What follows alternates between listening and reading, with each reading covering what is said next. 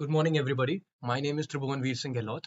I am currently studying Bachelor's of Business Studies at Terry School of Advanced Studies, New Delhi.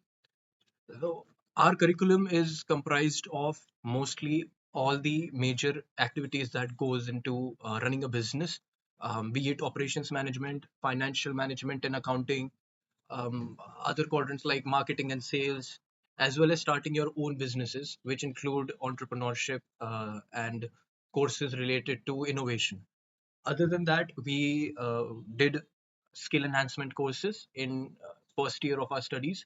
The faculty at Terry SAS is brilliant. They help you with your personal queries during class interactions. They try to make new topics very easy to understand because we have class interactions, student to student interactions, student faculty interactions, like a very interactive environment during our classes.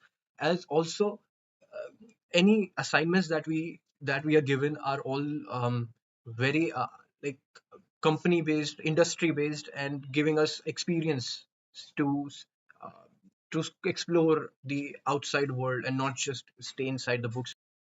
Talking about sports and extracurricular activities at Terisas, we have badminton court, basketball court, and table tennis that we utilize every now and then when we get a chance to play.